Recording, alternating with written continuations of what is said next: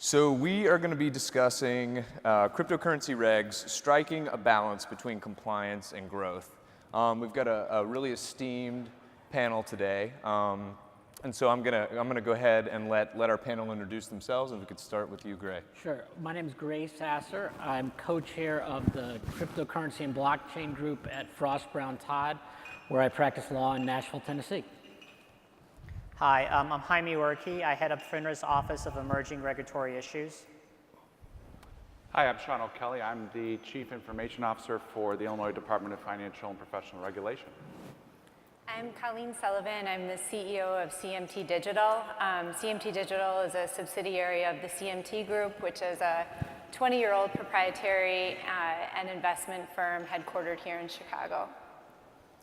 Thank you, guys. Thank you. So I think it would be helpful to kind of start off with a broad overview of the regulatory environment, and I think, Colleen, you're probably in a pretty good position to Sure. get us kicked off there. So yeah, if you could just kind of help us understand from CMT's perspective, how you see this environment broadly. Sure. So in the United States, there are 4 primary federal regulators that you have to think about in the crypto asset market. You've got the SEC, the CFTC, the IRS, and FinCEN. And just to go through each of those briefly, we'll start with the CFTC. So the CFTC has jurisdiction over commodity derivatives. The CFTC also has jurisdiction over the commodity spot market with respect to instances of fraud and manipulation, and if you're selling spot commodities to retail investors with leverage, margin, or other types of financing. And why is that important? So in 2015, the CFTC, through an enforcement action, stated that Bitcoin is a commodity. So therefore, the CFTC asserted jurisdiction over Bitcoin. Because the CFTC has jurisdiction over derivatives on commodities, Bitcoin futures in the United States, for example, had to be listed on a regulated futures exchange like CME and CBOE, which is what we saw happen.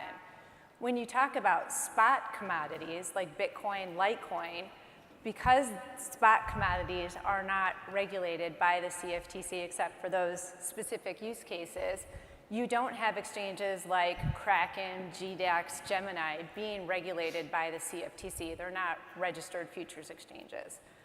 Then you have the SEC. The SEC has jurisdiction over securities themselves, like shares of stock, and over derivatives on securities, like options. All securities have to be traded on registered securities exchanges in the United States. The SEC didn't weigh in on the crypto asset market until July of 2017 when it issued something called the Dow Investigative Report. And in that report, the SEC essentially put the marketplace on notice that certain tokens are securities under our federal securities rules and regulations if they pass something called the Howey test, which I won't bore everybody with. The important thing to note here is that there are over 1,500 tokens right now. None of them are traded on securities exchanges. And the SEC, when everything started to heat up in the last quarter of 2017, said, that the chairman said that he had yet to see an ICO that didn't have the characteristics of a security. He's since, in the last week, kind of walked that back a little bit and said that it may be possible for tokens to start their lives as a security and transform into a utility and vice versa. But the SEC is investigating this space. There are a number of subpoenas that have gone out. I expect that we'll see more enforcement action. And then to take a step back, why do we care? Why do we have this debate over commodity utility versus security? So if a token is deemed a commodity or a utility token, because of this gap we have in regulation, that token or commodity can be listed on exchanges like Bittrex, Gemini, Bitstamp immediately, and investors in that ICO have immediate liquidity. If that token is deemed a security, then generally it's going to need to be offered under our securities rules and regulations that will probably happen under an exemption like Regulation D. There'll be a 1-year lockup before investors can trade that token, and it has to be on a registered securities exchange. So that's kind of the CFTC and the SEC. Then briefly, we've got the IRS, which has deemed crypto assets property, and FinCEN, which has deemed crypto assets currencies. Then in addition to that, you've got the 50 states, and they regulate virtual currencies under money transmitter licensing regimes, which... Which would be a great opportunity for you to step in, Sean, and help us understand from the state's perspective, what that looks like. Yeah, for sure. So as Colleen mentioned, in addition to the 4 organizations she just mentioned, then you have the 50 states as well. As of July of last year, I believe, the state of Illinois does not, at the moment, recognize the use of cryptocurrencies for money transmission, but other states are starting to. So I think in terms of regulation with money transmission, that's where we're at in Illinois. To take a step back, though, with regards to blockchain in general in Illinois, let me give a little bit of a background as to what the state has done so far. So at some point over the last year and a half or 2 years, the state recognized very much the importance of blockchain technology and wanted to start to get involved, so to speak. So somewhere along the way, about a year and a half ago, I think, the state started up the Illinois Blockchain Initiative, which was meant to do a few things. One, it was meant to kind of start to create a little bit of an ecosystem in the state. And Sean, if I may real quickly, that was pretty early on. That was like 2015, 16 range, is it? I don't know when I don't know if you were a part of that or not. I think it's 2016, and it's excellent because it's forward leaning. Within the last year and a half or 2 years, right? Yeah. So part of that was to create to focus on creating a bit of an ecosystem around blockchain and how the state can try to facilitate the technology growth in the state. So part of that, it was a partnership with the Chicago Blockchain Center to be involved in kicking that off. There was also the development of some key use cases that the state identified where internally the state could look to potentially leverage the blockchain to become more efficient. So there you had scenarios like academic credentialing, energy credits, land titles. Those were the kind of things that were being looked at the time. You had other things kind of going on. There was a support around some hackathons and learning opportunities to try to foster a community within the state. And then finally, I think it kind of culminated into the Illinois Blockchain Task Force, which was a group of folks, including legislators, who were interested in putting out a little bit of a formal position by the state on where the state, how the state sees blockchain. So that paper, it kind of culminated in a paper that was published about 2 months ago, 2.5 months ago or so. And so that's out there for folks to take a look at. I think right now, what's happening right now is there's a couple bills moving through the General Assembly that are focused on actually formally legitimizing or acknowledging the use of blockchain to be able to conduct transactions with the state. So that's where it's at right now, and I think there will be probably more to come from there. But yeah, going back to the initial point around money transmission, some states, I believe Washington views money transmission as they legitimize the use of blockchain in Washington, but currently the state of Illinois does not, but that's kind of an ongoing thing. And I'd like to come back to you here in a little bit and discuss a little bit about the way that the state is actually positioning this technology internally. I think that might be kind of interesting. But I'd like to go to Jaime next here. And you're from FINRA. We've been discussing the regulatory environment and some of the forward work that's being done in Illinois. I wondered if you could tell us a little bit about the Innovation Outreach Initiative from FINRA and what that is, and color it in a little bit for us. Sure. So at FINRA, we started the Innovation Outreach Initiative about a year ago, and it's really trying to look more broadly within fintech and see different ways we can engage with the industry One, to find out kind of how the securities market is changing as a result of various fintech innovations. But two, more, and just as importantly, to figure out, are there any tensions between what market participants want to do and the regulatory framework? Are there ways that we can better communicate with our members and others on these issues? So related to that, there's several offshoots, one of which is the development of a FinTech Industry Committee, which is an ongoing group that meets with FINRA staff to basically give us information and insight into what's going on in the industry, as well as to have a touch point for various issues that we're dealing with. Related to that, we've also developed a set of regional roundtables and started developing publications for things so we can communicate outwardly to the industry.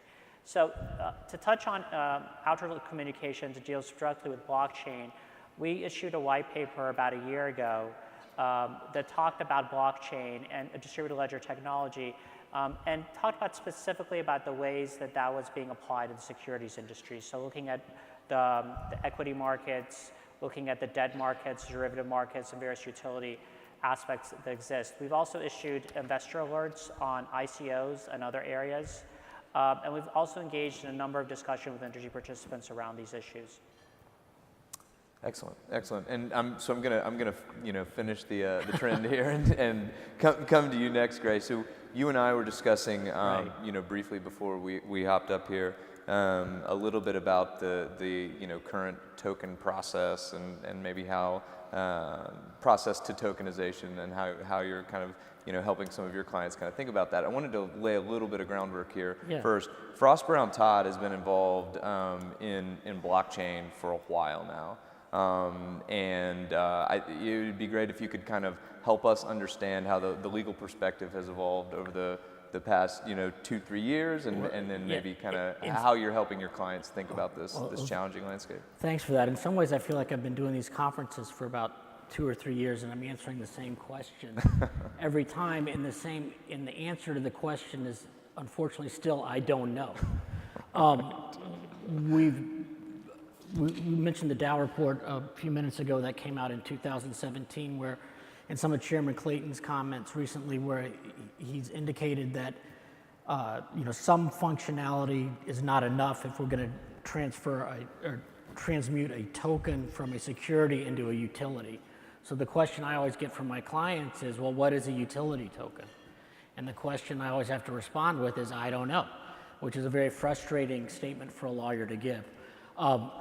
We know that some utility is not enough, so simply move. If you have a ERC20 token I can transfer from wallet A to wallet B, that's not a utility token. We know that. But what level of the functionality has to be built on top of the system? What level of how far along does the software have to be developed? How well does the ecosystem have to function when that utility is sold to the general public at first? That is something that we're still struggling with, and I think the Dow said explicitly, or actually it was the Munchie order, said it's a fact and circumstances test. So if you're pre-selling something, what we know is if you're pre-selling your token, you're selling a security. But we're still wrestling with the idea of what level of functionality needs to be met so that for sure you're not going to be a security. And I hope next year by this time that when I come and maybe I'm offered a chance to speak again, we'll know the answer to that more definitively. Excellent, excellent. If I could just make an observation. Yeah, go ahead, please. So, I think it's kind of funny when we first started looking at this issue, maybe about 2 years ago, the rage was kind of, Bitcoin and kind of what are the applications around Bitcoin. And people said, oh, don't worry about Bitcoin. It's really the technology that underlies it. That's blockchain that's really important. That's really what's going to revolutionize everything. And then maybe I would say about a year ago, that kind of flipped with the advent of the ICOs, where people are really actually starting to go back and looking at cryptocurrencies or tokens, or utility tokens, security tokens, whatever you want to call them, start looking at those tokens and say, this is really what's going to be the thing that changes everything. I'm a bit skeptical, especially with a lot of the different nomenclatures that's used. In my mind, and I think a lot of regulators potentially look at it this way, but at least just speaking for myself, the question really is it a security or not a security? And as it was alluded to, there's a Howey test that's through the courts that kind of sets up that framework, right? And what other names you give it attached to that, regulators are going to pierce through that, and they're going to look at what actual functions it actually has. And based on those functions, you're going to say, well, is it a security or not? And most likely, if it's not a security, it's probably going to be a commodity. And that's really the distinction that I see. But I do think it's interesting how we flipped from kind of going to the technology that underlies it to no, it's really the currencies. But what I keep seeing is that all of us in the space keep looking to the regulators and keep saying, please tell me, please tell me, please tell me. And that my clients I know want to comply with the law. And I know that we want to be in a position to issue something if it is not a security that is clearly a utility token. What's stifling right now, I think, is this gray area where we've got two opinions, we've got some statements, and I think we've seen the SEC effectively and some of the other regulators effectively talk down the market, which I think they were trying to do. I think there was some overheat. There's a lot of craziness going on out there, and it was right to talk it down. I think we've seen the SEC come hard after the fraudsters out there, and I applaud them for doing that. But what we're all watching for is they've issued this slew of subpoenas out there, this slew of requests for information, and what's the reaction going to be to that? We've seen a bunch of issuers that were trying to comply that launched a token that they believe was a utility token. Now, are the regulators going to come make them undo those transactions? Are they going to make them offer a right of rescission? As we say in Tennessee, the horse is out of the barn. Are we going to let them stay out? So it's again, there's a lot of uncertainty out there, and we're hopeful over the next few months that we'll get some more clarity. Yeah, and I have to just make a disclaimer. All the views I express here are my own and not a FINRA. But having said that, I think one of the things to really think about is that the definition of securities under the Exchange Act and the Securities Act. The courts have overlaid various guidance around that.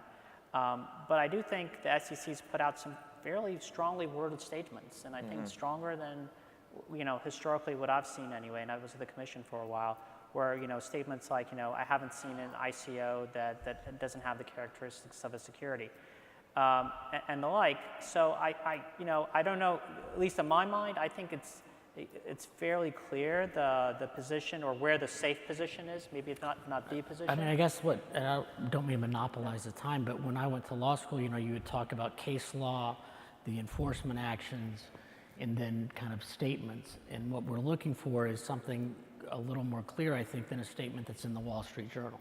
And so that's what I'm hopeful that we'll be getting in the next few months.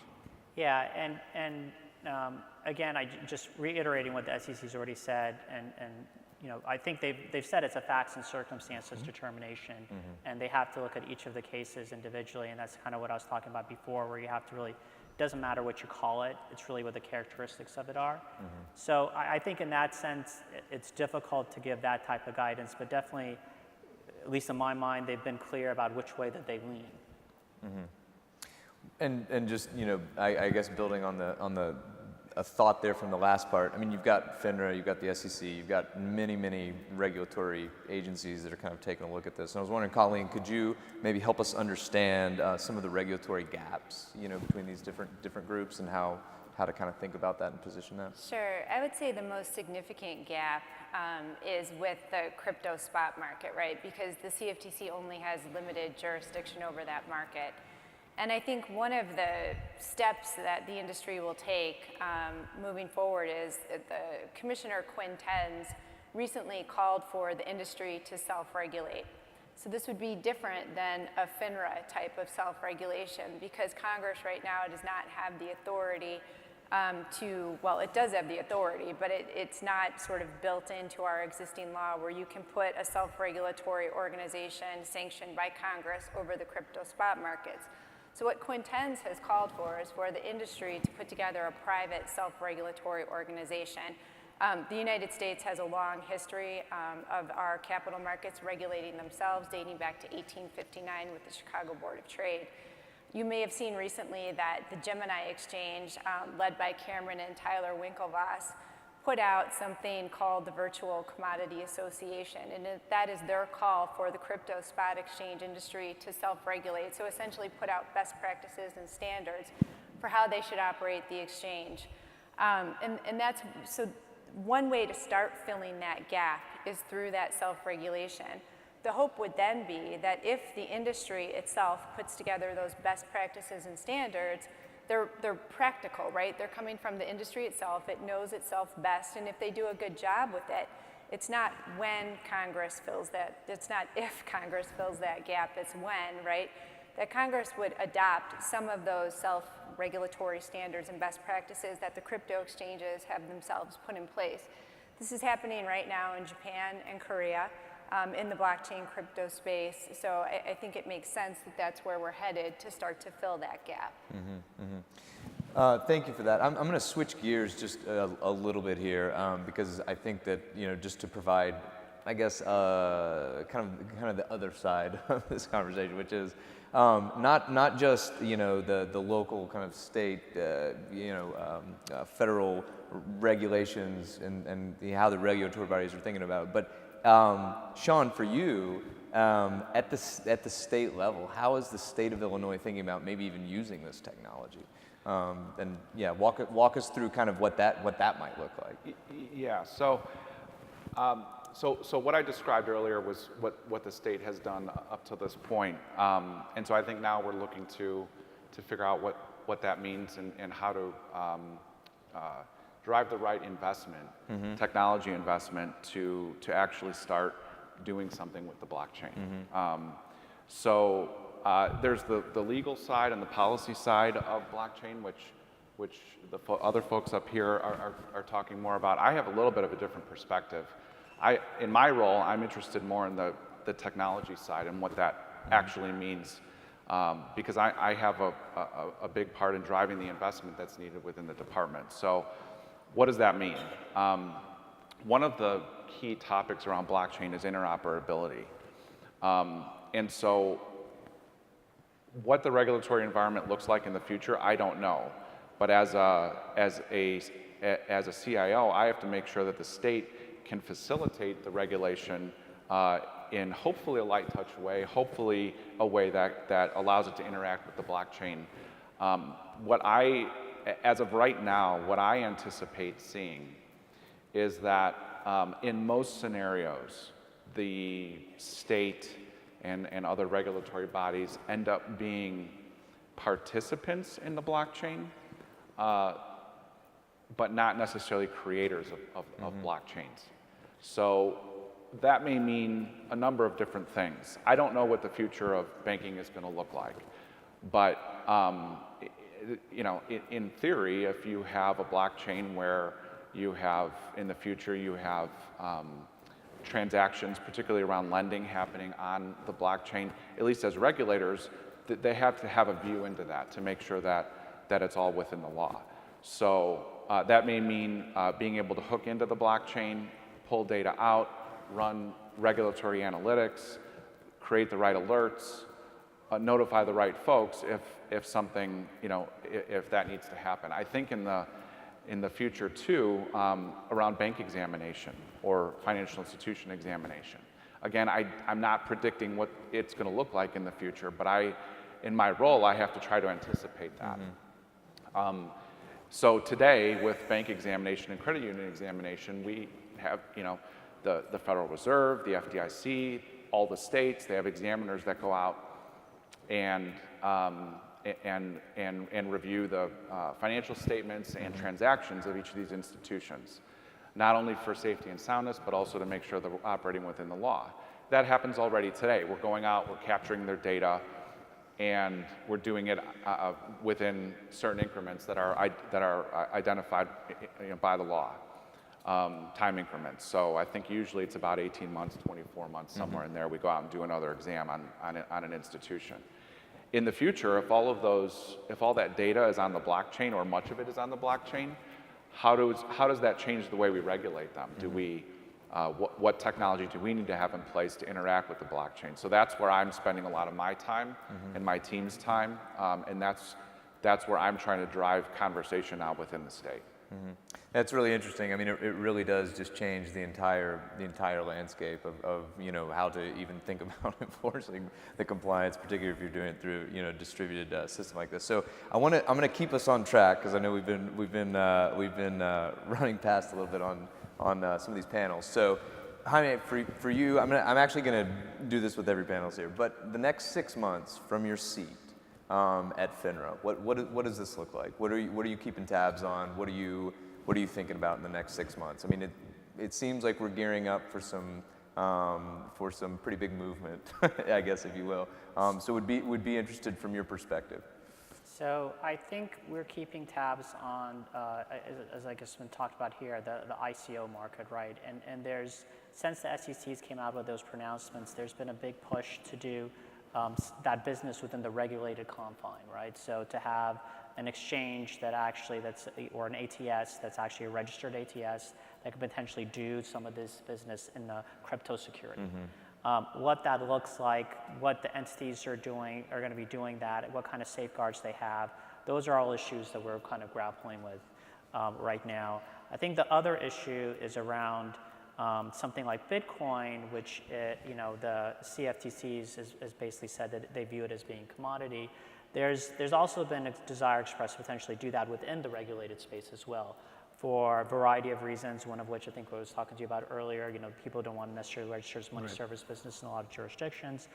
Query whether, potentially registering a broker-dealer takes you away from that, maybe it doesn't. There's views on that. But how that business of an unregulated product functions within a regulated entity, I think is other set of issues that we're grappling with as well. So I think going through that confine, and then I just put the third is going back to kind of the last big issue, which was kind of technology that underlines Bitcoin. The distributed ledger technology. How is that kind of changing the way the various systems operate? For example, DTCC has got a process they're working on now for credit default swaps for their trade warehouse, which is basically where all the transactions get recorded, moving that over to a blockchain-based type of system. And what does that mean for the market, and how does that function? And are there likely to be other places where that gets taken up as well? Thank you. And Gray? I think I'm looking at 3 different things. Number one is the result of all the subpoenas that went out. If you believe the SEC, I have no reason to doubt them. If you send out several hundred subpoenas, you can expect at least 1 or 2 enforcement actions, and hopefully, as I said before, those enforcement actions will provide some clarity. The second thing I'm seeing is that a lot of my clients, like myself, are a little tired of wrestling with this. Is it a security or a utility? And so we're just going to sell the token as a security and deal with the 144A issue. And the third thing is you're seeing activity at the state level now. So you're seeing I think it was the New York Attorney General on Friday issued a letter to several exchanges asking for a lot of questions. You've seen the Secretary of the Commonwealth of Massachusetts get active in this. You've seen Wyoming pass some interesting legislation, which I don't know if it'd be enforceable given the overlay that the federal system has over this. But you're going to see all these states try to play at this game too. So I think the regulation is, as much as I would like clarity, you're going to see some variation across the state levels. Awesome. And then I'm gonna go with you, Sean, and we'll wrap with you, Colleen. Go ahead, Sean. From your perspective, with the state of Illinois, what in the next 6 months, what are you tracking? What are you really keeping tabs on? I think it's I think what we're looking for is we want to try to find the opportunities where we can participate in blockchains. I think the state is certainly behind leveraging the blockchain for whatever purposes that we can use it for. But if there are scenarios where anyone out there is building a blockchain and it requires, because inherently government is always going to have a role in the validation and verification process across a variety of topics. So if someone's building a blockchain that requires validation by the government, like I was saying earlier, we want to be a participant in that. We don't have to be the builder of it, but we definitely want to be a participant in that. So that's where I want to focus my time, in addition to, like I said, driving the internal investment we need and new technology to be able to hook into the blockchain as we look to participate in whatever blockchains are being built out there. We had, as an example, we were approached by an organization that is looking to do something around auto title loans, or auto title, excuse me. And they want to track the entire life of a car, a vehicle on the blockchain. And that includes its changing of owners along the way. So there's a validation there by the state to transfer that auto title. That's just one example. I think we're getting requests all the time to do that sort of thing and participate in blockchain. So we want to continue that. That's pretty excellent to just understand the willingness from, you know, a guy in your position, because I mean, we can, you know, see these data structures becoming public infrastructure, right? And so, you know, having the willingness from the state, that's excellent. It's going to be a really important step. So, Colleen, we'll wrap with you from your perspective at CMT. What are you keeping tabs on in the next 6 months? What do we need to be looking out for? Yeah, so the next 6 months, I mean, I think it's important to note that most of the growth in the crypto assets market from a trading standpoint has been primarily retail, and now we're starting to see institutional capital come in. And I think as the regulatory environment becomes more clear, you are going to see a wall of institutional capital come in. So we're watching that. The other thing that we're starting to see is when CMT started trading in these markets, there was a huge, and still is a huge gap between how our regulated markets work and how these crypto spot markets work. But we're starting to see some of these gaps get filled in, right? So we're starting to see qualified custodians enter the marketplace. We still need a prime broker. So one of the tricky things about trading these markets is you have direct counterparty risk to each of the exchanges you trade on. And without a prime broker, you also have an inefficient use of capital, having to leave capital and coin on all these exchanges to take advantage of trading opportunities. But I suspect, maybe not in 6 months, but within 12, we'll have a prime broker in the space to take care of those inefficiencies. So I see growth of institutional capital and starting to see more build out of the infrastructure.